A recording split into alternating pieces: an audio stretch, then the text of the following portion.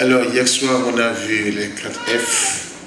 F1, c'était fondement. F2, c'était fidélité. F3, forteresse, constituée par 7 concepts de défense et de sécurité de Dieu. Et le dernier F, le 4e F, c'était la foi. Alors, pour ce matin, je vais vous demander de vous mettre debout et lire avec profit la lecture de la parole de Dieu. Lecture de la parole de Dieu qui va être faite dans 2 portions de l'Écriture. Une première portion, c'est 1 Corinthiens 1:9, qui se lit comme suit. 1 Corinthiens 1:9, Dieu est fidèle.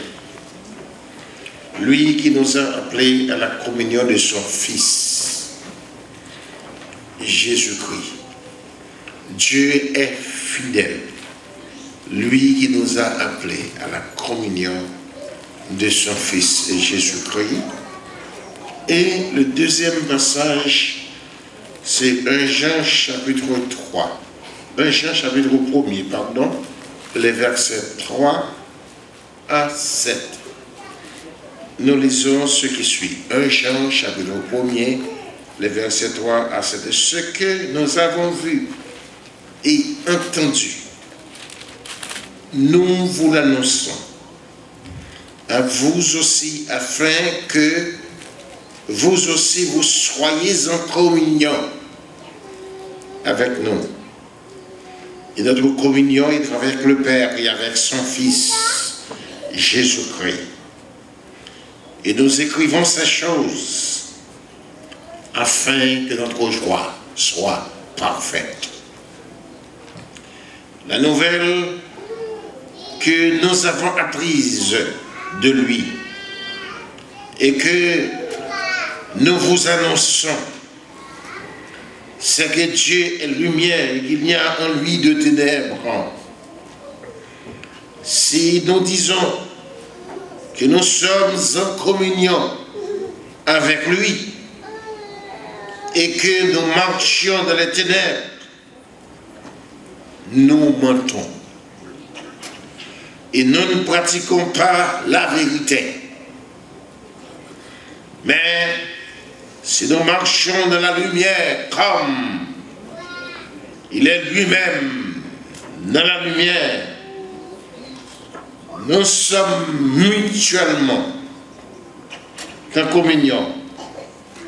Le sang de Christ, son Fils, nous purifie de toute iniquité, de tout péché. Que Dieu vous bénisse tous. Amen. Que le Seigneur vous bénisse tous. Amen.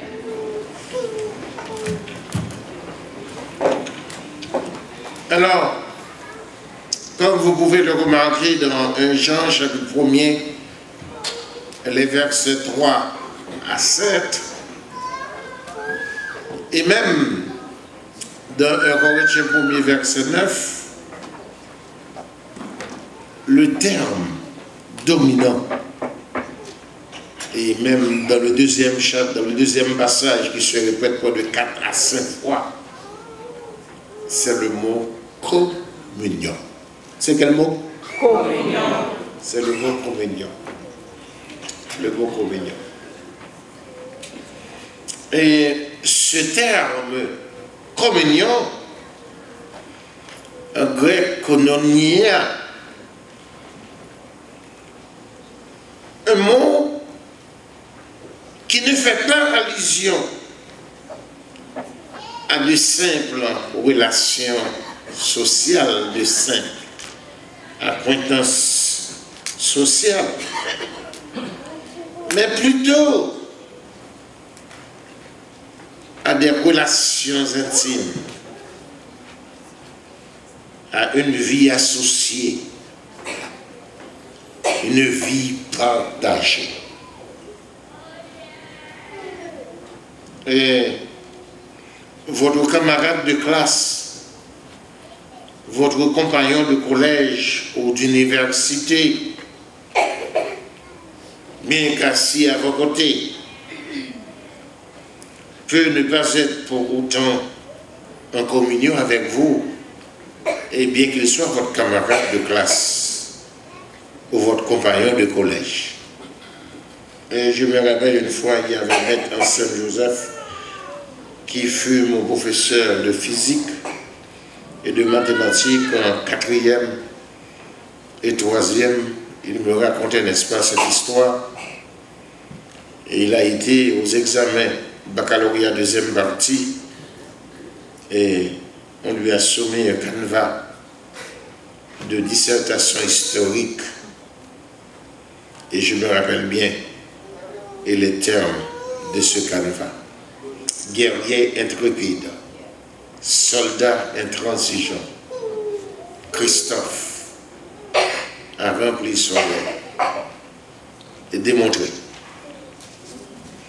Alors il y avait un autre compagnon qui est à côté de lui qui voit guerrier avec G majuscule et qui avait en tête, qui étudiait par cœur un sujet parallèle entre Philippe Guerrier et Henri Christophe, et il se mettait à réciter ce sujet par cœur. Et puis Anselme qui voit qu'il est en train de préparer un parallélisme entre ces deux chefs d'État, Anselme ne lui dit rien. Et Anselme, Joseph, après analyse du sujet, a bien compris le sujet, a bien compris que c'est Christophe qui est guerrier intrépide, et Christophe qui fut un soldat intransigeant, et on lui demande de démontrer que Christophe fut un guerrier intrépide, un soldat intransigeant. Tandis que l'autre, voyant que le G majuscule, et tout commencement d'une phrase, c'est débute avec une lettre majuscule, Anselme en son cœur se rit de lui.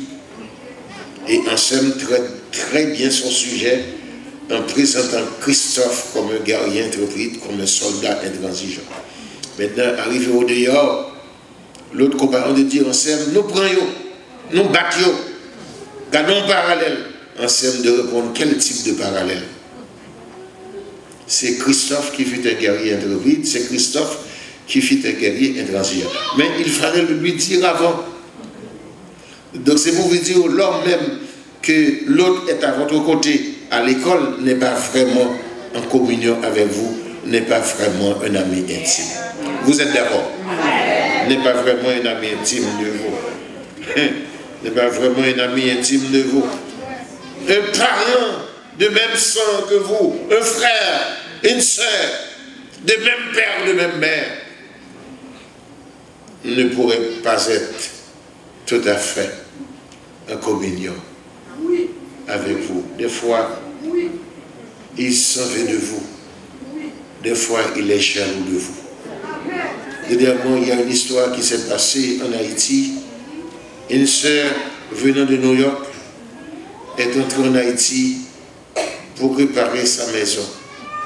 Et elle apporte avec elle une belle somme d'argent pour cette réparation.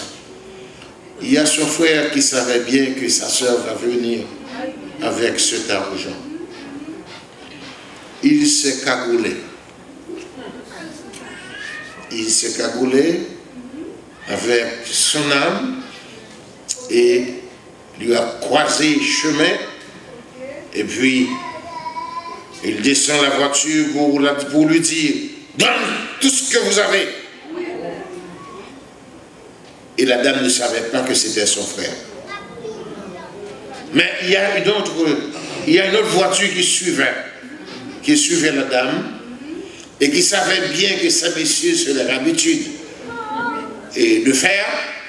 Et ces gens-là, ces gens de sécurité ont eu le temps de dire « Redonnez à la dame tout ce que vous avez pris. » Et puis, béo.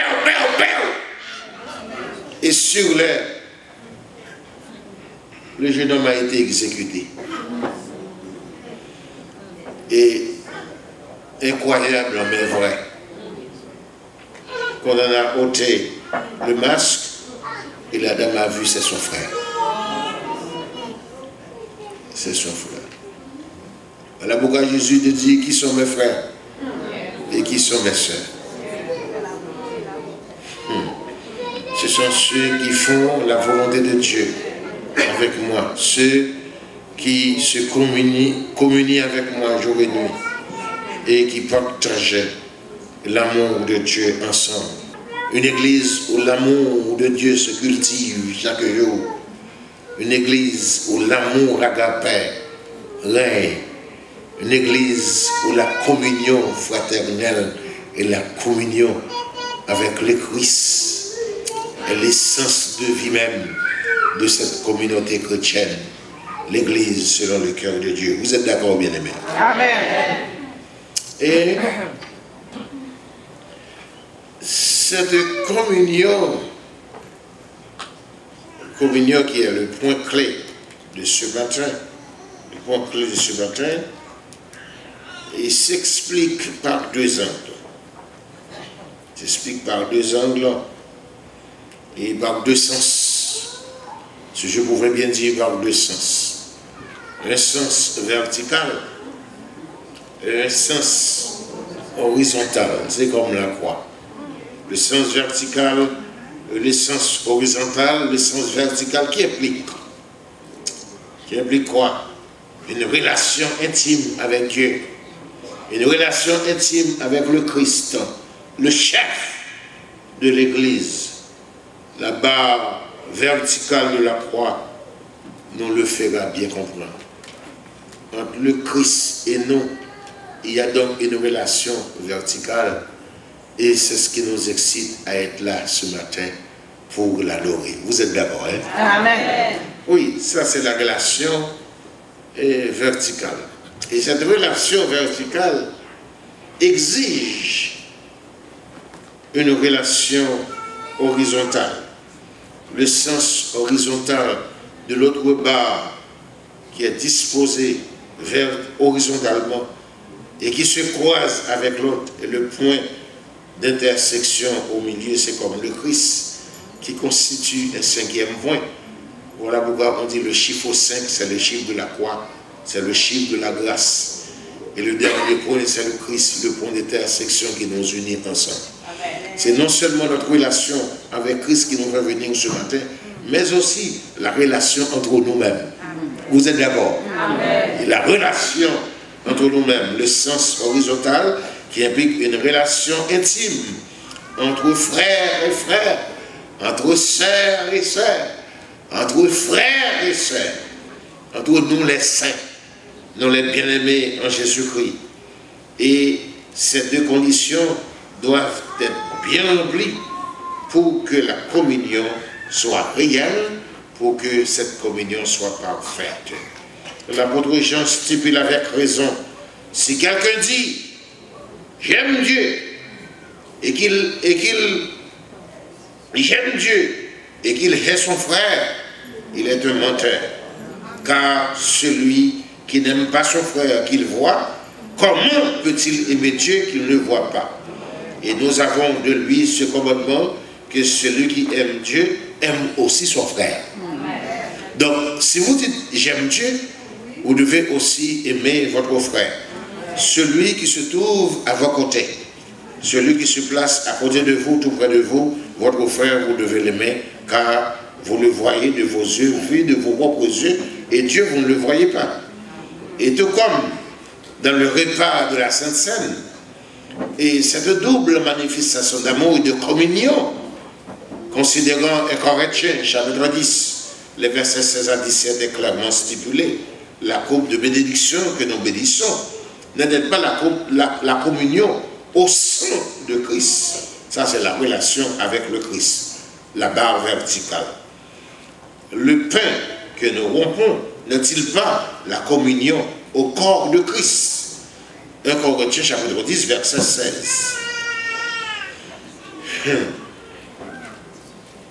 C'est notre communion avec Dieu, la vraie, et qui est en quelque sorte un gage de salut. Cette communion avec le Seigneur, c'est un gage de salut, un gage de vie éternelle. Vous êtes d'accord?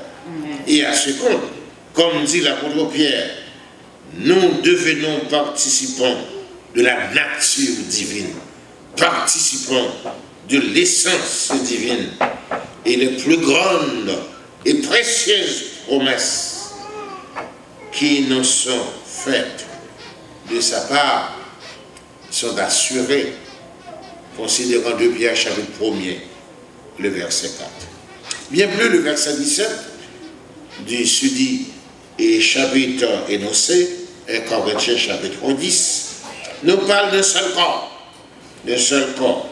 Un seul corps, et ce seul corps est constitué par nous en unité. Ce même corps, ce seul corps est constitué par nous en unité, composé de plusieurs membres. Et ces membres, c'est nous. Et ces membres, c'est nous. Et entre eux et ces membres, il y a une constitution tout à fait parfaite, une coordination tout à fait parfaite. Et l'un dépend de l'autre, l'un a besoin de l'autre, l'un ne peut pas vivre sans l'autre. Voilà pourquoi je dis, si quelqu'un à l'église, selon le cœur de Dieu, ne veut pas s'asseoir à côté de l'autre, ne veut pas se mettre tout le temps, qui veut se mettre tout le temps à part, qui est en état d'allergie quand il voit un autre, il n'est pas de Dieu. Il est un menteur. Il est un hypocrite. Écoutez, des fois, par nos agissements envers les autres, eu égard aux autres parfois, ceux d'une même église que vous, nous sommes plus racistes que même le blanc. Nous sommes plus racistes que même le blanc. Nous sommes comblés de préjugés sociaux, préjugés intellectuels. Je suis à l'université, je suis X, je suis Y, j'ai un bon emploi lucratif, tandis que lui, c'est un parvenu. Si nous disons aux États-Unis, il a dit son dioscope. Et nous avons une tendance éloignée de l'autre parce que ça n'a pas de même trempe que vous-même. Nous ne sommes pas de la même école. Nous n'avons pas été, n'est-ce pas, à l'université ensemble. Et tant de préjugés, tant de préférences, de prédilections, tant. Alors que nous sommes tous haïtiens. Alors que nous sommes tous frères en Christ. Alors que nous sommes tous membres d'une même église. Entre vous, il y a préjugés. Mais l'église, selon le cœur de Dieu, dit non. Vous êtes d'accord? Amen. Yes. L'église, selon le cœur de Dieu, dit non. Et je me rappelle cette histoire. 2 voisins. Ils habitaient tout près l'un de l'autre. L'un était un potentat,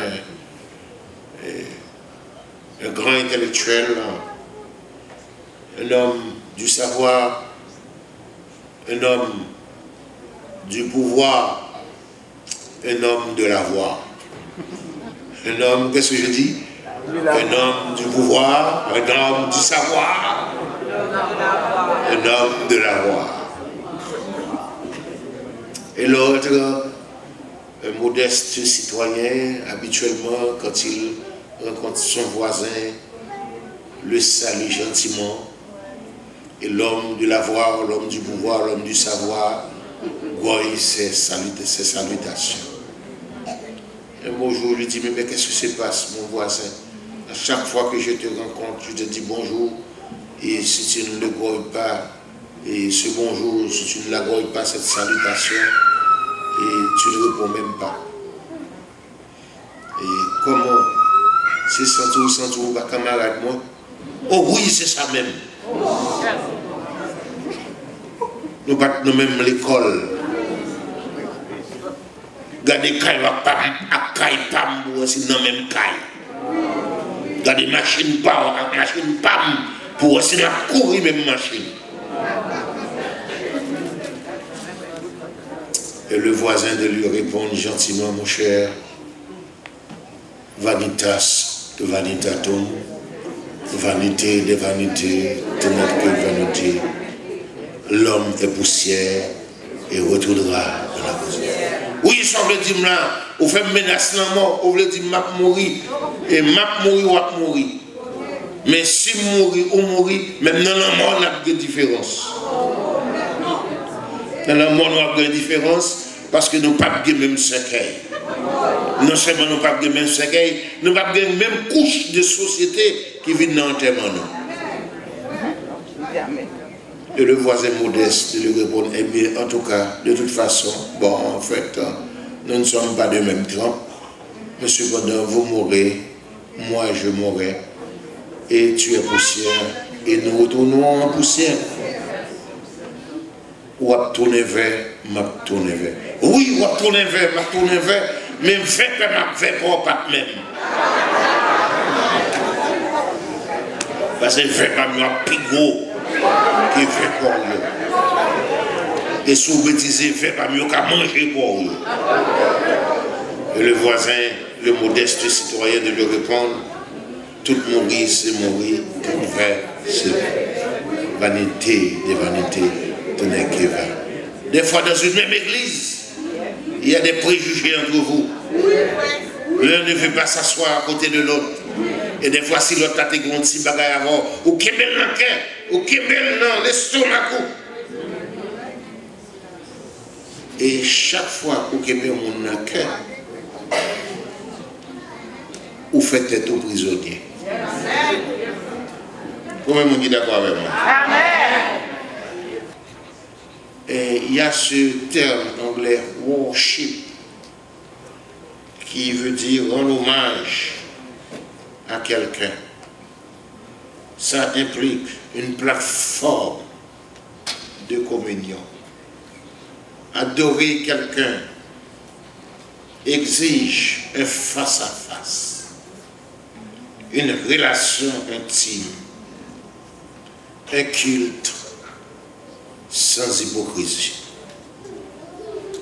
Donc, nous sommes jusqu'à présent dans un face-à-face avec le Christ. Ce matin, nous sommes en train de l'adorer.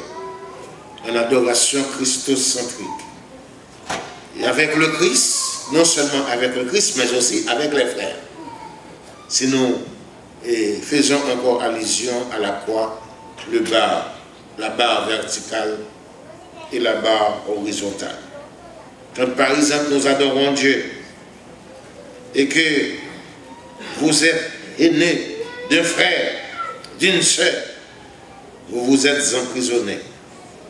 Vous n'êtes pas libre en louant. Vous n'êtes pas à l'aise en adorant. Vous vous faites prisonnier. Vous êtes esclave de vous-même. Et partant, votre sacrifice devient irrecevable. Irrecevable de Dieu. Adoration avec hypocrisie, c'est adultère spirituel. Vous êtes d'accord? Yes. Adoration avec hypocrisie, c'est adultère spirituel. L'on vit avec frère libelle. Et on a communié ensemble libelle. Communion implique une vie partagée. Communion implique une vie associée. Et l'Église primitive en a donné l'exemple. Il persévérait dans l'enseignement des apôtres, dans la communion fraternelle, dans la fraction du pain et dans les prières. Et j'apprécie les 4 derniers versets, versets 44, 45, 46 et 47, qui viennent d'être lus par les lecteurs, quand le texte dit « Tous ceux qui croyaient étaient dans le même lieu. » Comme ce matin, nous nous trouvons dans le sanctuaire, dans le même lieu, à l'église évangélique Galilée. Ils étaient dans le même lieu. Ils avaient tout en commun, c'est-à-dire, ils menaient une vie communautaire. Ils avaient tout en commun. Ils vendaient leurs propriétés et leurs biens, et ils en partageaient le produit entre tous, selon les besoins de chacun. Le verset 46. Ils étaient chaque jour tous ensemble, assis au temple. Ils rompaient le pain dans les maisons et prenaient leur nourriture avec joie et simplicité de cœur, louant Dieu et trouvant grâce auprès de tout le peuple. Et le Seigneur ajoutait chaque jour à l'église ceux qui étaient sauvés. Voici une église selon le cœur de Dieu, où la communion règne, où la vie partagée, la vie associée prime dans les cœurs des uns ou des autres. L'amour de Christ est propagé. Et comme je l'ai toujours dit, au jour de la Pentecôte, quand Pierre présentait Christ devant la maison d'Israël, prêchait l'évangile, Christ crucifié, comme Paul dit, scandale pour les Juifs, folie pour les païens. Il y avait 3000 âmes qui s'étaient converties. Qu'est-ce qu'il a fallu que 3000 âmes soient converties? Eh bien, mais la raison, c'est pas seulement l'œuvre du Saint-Esprit qui était mise en évidence, mais aussi la vie qu'ils menaient ensemble créait un impact positif sur la communauté juive qui dit, ah bon, là, entre ces gens-là, il y a quelque chose de sérieux. Vous êtes d'accord? Amen. Il y a quelque chose de sérieux. Et comme résultat, 3000 âmes. 3000 âmes s'étaient converties. Et l'adoration que nous offrons à Dieu ce matin doit être une adoration véritable, doit être une adoration sincère, sans hypocrisie entre vous les frères. Par contre, il y a une hypocrisie comme ça dans l'église. Et quand il y a affaire avec un catholique qui n'est pas converti, qui a affaire avec un vieux protestant pas chiment qui est hypocrite. Nous avons des samedis. Oh yes. Voilà pourquoi il a dit Dieu est esprit. Il faut que ceux qui l'adorent en esprit et en vérité. Jean chapitre 4, verset 24. En principe, une adoration véritable doit être christocentrique. C'est-à-dire en adorant et vous vous fixez sur Christ. La personne de Christ doit être christocentrique ou jéhovacentrique.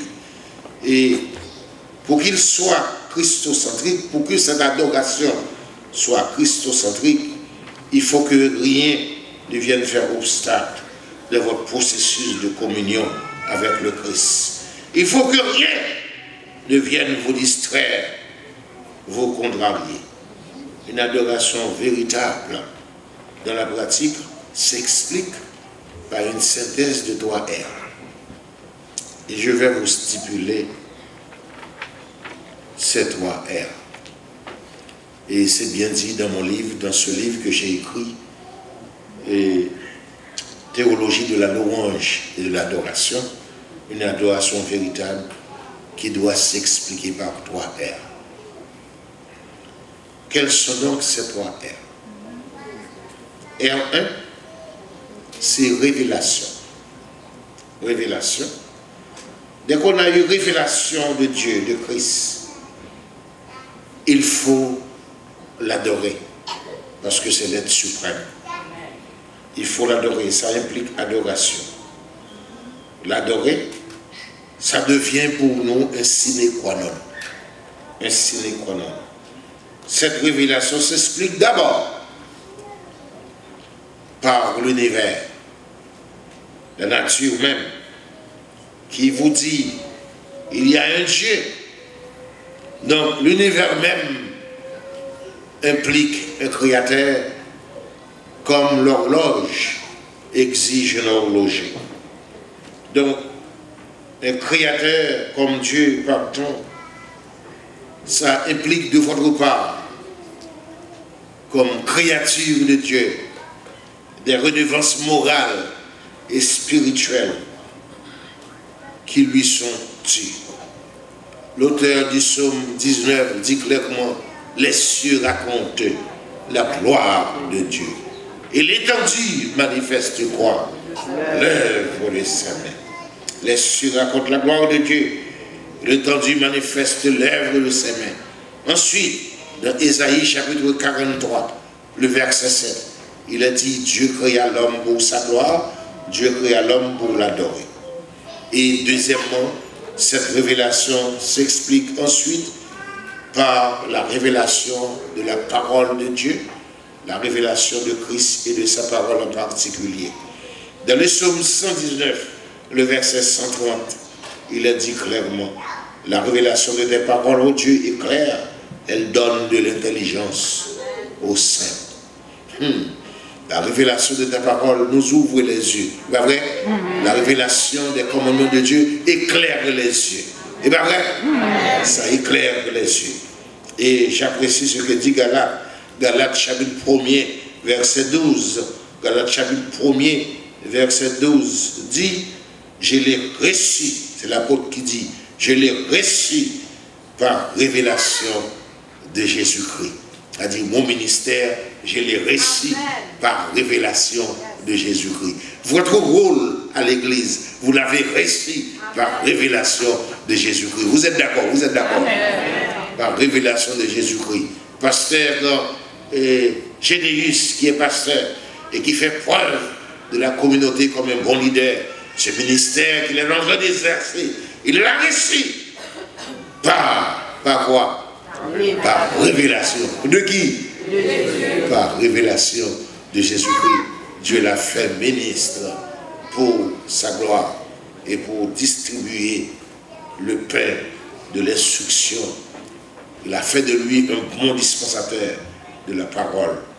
Et cette révélation, encore, il a dit dans Jean chapitre 6, verset 40, verset 14, Jésus dit, je suis le chemin. Je suis la vérité. Je suis la vie. Je suis le chemin. I'm the way. I am the truth. And I am the life. C'est chemin. C'est vérité. C'est la vie. Donc, nous rencontrons là, nous sommes pas pardon. Vous êtes d'accord? Vous êtes d'accord? Lui qui est mort pour nous. Dieu prouve son amour envers nous lorsque nous étions des pécheurs, Christ est mort pour nous. Maintenant, cette relation, généralement, nous devons, il dit que nous devons, bon Dieu, une adoration. Nous devons, bon Dieu, louange.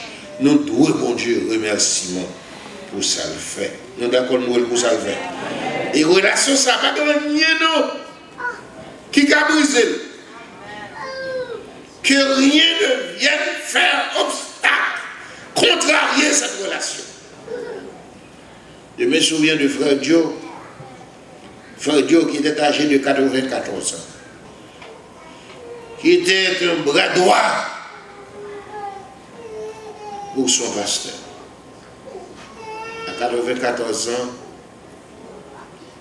Dieu lui donne signe et lui fait comprendre qu'il va mourir, qu'il allait quitter la terre. Et c'était pour lui une occasion de joie. Parce que le monde qui a une relation avec bon Dieu, il va mourir content. C'est rien de ça. Le monde qui a une relation avec bon Dieu, il sait qu'on est mettre les besoins là avec joie. Et tout de suite, à 94 ans, un beau matin, Dieu s'est levé et est parti avec des brochures pour évangéliser. À son retour, sentant le signal, il envoie un message à son pasteur pour lui dire « J'ai besoin de vous. C'est urgent. » Et il y a des gens de l'église, il y a des membres de l'église, quand ils vous appellent comme pasteur, vous êtes obligés de vous empresser d'aller parce que c'est des gens intéressants. C'est des gens sérieux. C'est pas fake moun, c'est pas fake mom. Quand des mom, c'est fake mom. Quand ça veut dire fake mom en anglais, faux mom. Ils sont hypocrites. Même moi, maintenant, faut non. Et quand les mêmes sous le bras, oui, m'ont obligé de faire pied loup. Ou bien, vous voyez Jack Macao. C'est que Jack Macao en l'église de oui. Jack qui va rien faire, ou un Jack qui va rien faire. C'est le monde qui va fonctionner bien. Et le pasteur s'empresse de partir. Il dit, Dieu, qu'est-ce qui arrive? Il dit, ah, j'ai une nouvelle à vous annoncer. C'est bon pour moi. Mais c'est pas bon pour l'église, c'est pas bon pour vous. Mais dis-moi, Dieu, qu'est-ce qui arrive? Eh bien, Dieu me donne un signal que cette fin de semaine, il va faire appel à moi. Mais qu'est-ce que vous dites comme ça, Dieu? Oui, il va faire appel à moi parce que ma relation avec Dieu. Parce que lors de la relation avec bon Dieu, il y a un bagage bon Dieu dit où? Dis Amen, non, puis il faut. Il y a un bagage bon Dieu d'où? On a une relation parfaite avec Dieu. Et il y a un bagage bon Dieu dit. Qu'est-ce que vous dites? Qu'est-ce que Dieu vous a dit? Eh bien, Dieu me donne signal. Donc, qu'il va faire appel à moi. Et il allait avoir fête de moisson dimanche. Et Dieu me dit, pasteur, si je meurs avant dimanche, ne contrariez pas, ne reportez pas la fête de moisson.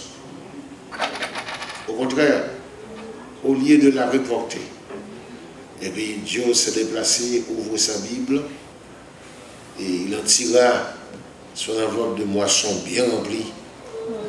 Et Dieu dit au pasteur, déposez pour moi, tenez ça, et déposez ça pour moi dimanche au pied de l'autel, à la corbeille, comme si j'étais là. Quelle conclusion pouvons-nous en tirer? C'est la relation qui existe entre Dieu et son Seigneur. Vous êtes d'accord? Vous êtes d'accord? La relation qui existe entre Dieu et son Seigneur, parce que Dieu savait bien le sens de l'offrande. L'offrande couronne, en quelque sorte, qui est stimulant de communion, de relation entre lui et son Seigneur. Dieu n'est pas là. Effectivement, jeudi, ça s'est passé mardi. Il dit entretien entre lui et le pasteur mardi. Dieu est mort jeudi. Il a demandé au pasteur de le transférer à une pompe funèbre en attendant le week-end prochain pour une célébration hors pair. C'est une célébration pour faire. Et va crier le nom. Pour une célébration hors pair. Et le pasteur est obligé de respecter le mot de Dieu. On l'a transféré à une pompe funèbre et la fête de moisson a eu lieu comme si rien n'était et l'enveloppe de Dieu était là. Comme si Dieu était présent. Vous êtes d'accord? Vous êtes d'accord? On est sous mourir et puis cette enveloppe moisson, il est en préparé pour le bail, pour déposer même s'il n'est pas là. Ça, ce n'est pas une affaire simple, c'est une affaire de relation. C'est une affaire de quoi? Relation. C'est une affaire de relation. Cette relation, généralement, pratiquement, se fait par communion constante avec Dieu, en adoration, en dévotion personnelle, en prière. Celui qui est en relation constante avec Dieu reçoit souvent des révélations de Dieu. Il est en intimité avec Dieu et connaît Dieu même en partie. Parce qu'on ne peut pas faire une bonne Dieu net. On peut le connaître, mais en partie. On ne peut pas faire une bonne Dieu net. Et j'ai toujours dit, il y a plusieurs degrés de connaissance de Dieu. Et le cas de Dieu est typique. Sa relation avec Dieu, c'était vraiment une relation intime. Si R1, c'est révélation, parce qu'il a reçu cette révélation, ça implique adoration. Et R2, c'est relation. Et cette relation doit être une relation intime, une relation constante.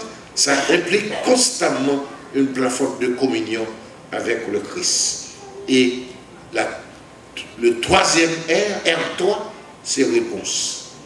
Si R1, c'est révélation, R2, c'est relation, et R3, c'est réponse. Qui ça, R1 est?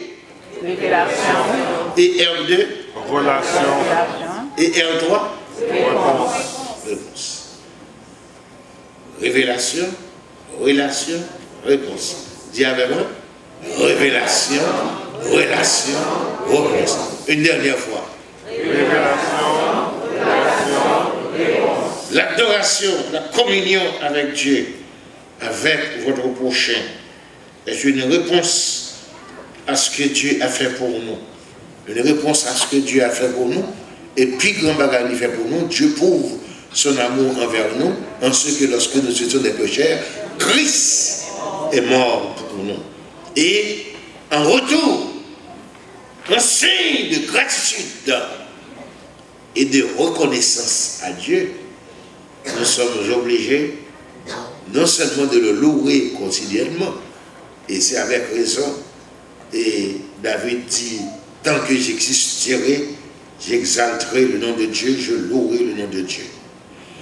Et j'aime cette pensée de la Rochefoucauld qui dit, parlant de la reconnaissance, dit la reconnaissance revêt trois formes. La reconnaissance revêt trois formes. Quelles sont donc ces trois formes? Un sentiment au fond du cœur. Ce sentiment n'est autre que sentiment de gratitude. Un sentiment au fond du cœur. Deuxièmement, une expression de remerciement. Il faut toujours dire merci à Dieu. Et quand vous ne le faites pas, vous êtes ingrat. Vous êtes d'accord? Vous êtes d'accord? Il faut toujours dire merci à Dieu. Non seulement un sentiment au fond du cœur, mais aussi l'expression de remerciement. Une expression de remerciement.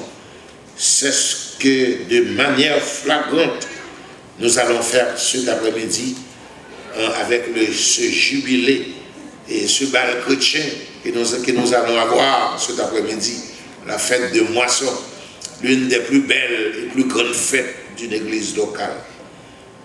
Troisièmement, un don en retour. Un sentiment au fond du cœur, une expression de remerciement, un don en retour. Et ce don en retour n'est autre que votre offrande de moisson. Adoration implique offrande. Et l'exemple d'Abraham, quand Abraham, dans Genèse chapitre 22, allait offrir son culte d'adoration à Dieu, il s'est déplacé avec son offrande. L'offrande, c'était qui? L'offrande, c'était Isaac.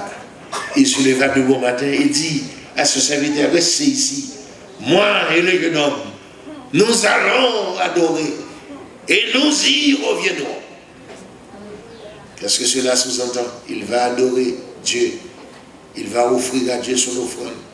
Et il va retourner avec son offrande. Quand vous offrez quelque chose à Dieu comme bon associé, l'offrande vous retournera encore. Vous retournera au double, au triple, des fois même au centuple. Vous êtes d'accord? Vous êtes d'accord? En conclusion, ce soir, nous allons d'un seul cœur, nous allons d'une même âme donner réponse.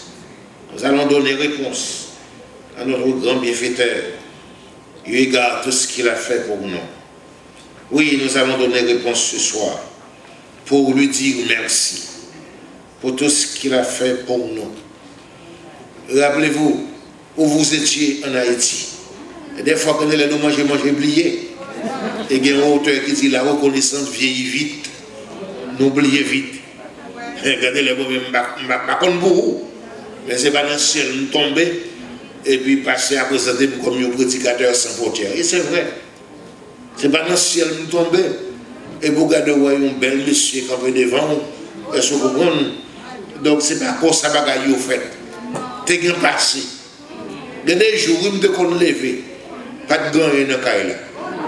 Regardez les pattes de frigidaire, c'est gâte manger que tu gagnes. Sans oublier. Ben moi-même, il faut nous. Mais ce qu'on s'est oublié, dans le gâte manger, c'est la mousse au cassavlaye. Dans le même gâte manger, c'est la mousse au doukou noyé. Dans le même gâte manger, c'est la mousse au doukou noyé. C'est la mousse au bonbon siroyé. Dans le même gâte manger, c'est la mango à tout fait. Dans le même gâte manger, c'est la zabokaye. Dans même gâte manger, c'est la zébima y là. Dans même gâte manger, c'est la tête maillée. Ils ont oublié. Quand il y a un bon cabane, c'est sous nat de qu'on coucher. Et puis nat au charge à pinet. Ils ont oublié. Glon de qu'on boyo, c'était de l'eau pied choual. L'île ou jaune, à bois fina. Oubliez tout le monde au Canada. Ils ont oublié. Dans la zone côté de est-ce qu'on comprend? Dans la zone côté de les bagages à Kengo, pas de Sénégal, ou la Keko, et là on finit faire la pour nous, c'est wash, c'est bois maïs, c'est oublié. Oublié. Levez de moi, elle dit merci Seigneur. Dis ça il faut vous me donner. Merci Seigneur. Dis ça une troisième fois. Merci Seigneur. Dis béni soit l'Éternel.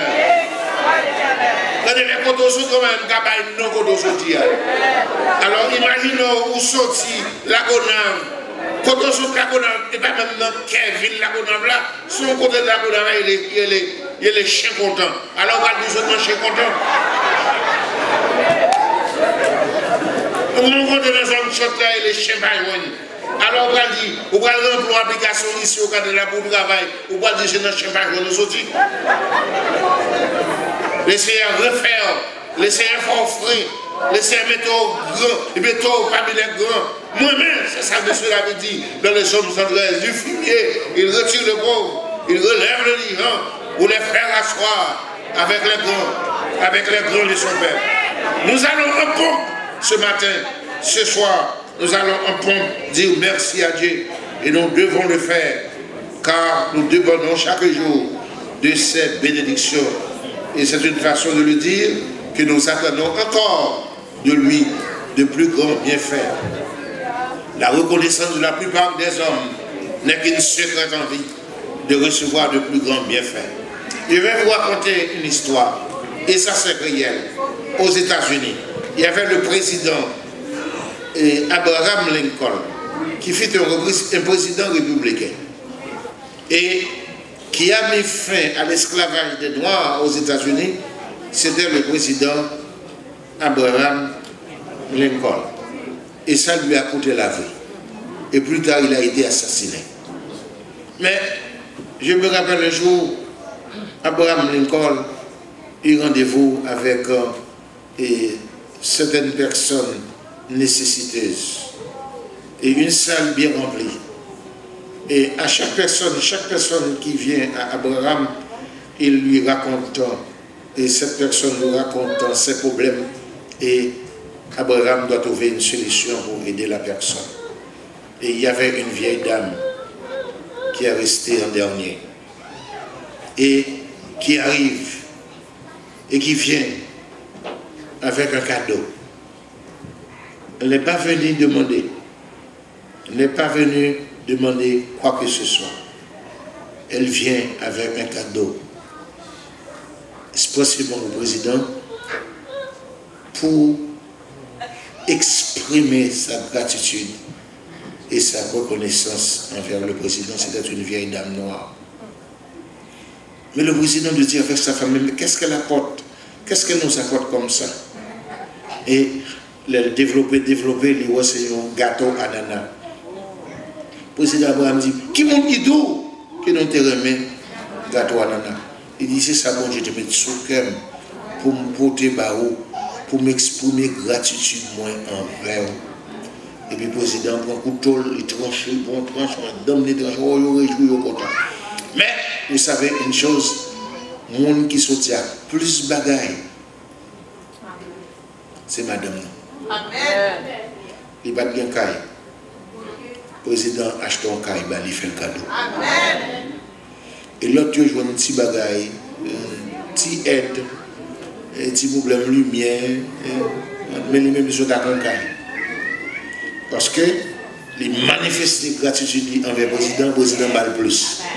Les manifester gratitude ou reconnaissance envers bon Dieu a béni en plus toujours. Amen. Que le Seigneur vous bénisse. Amen. Et vous passerez un bon dimanche. Et je vous attends ce soir. Dieu vous bénisse. Amen.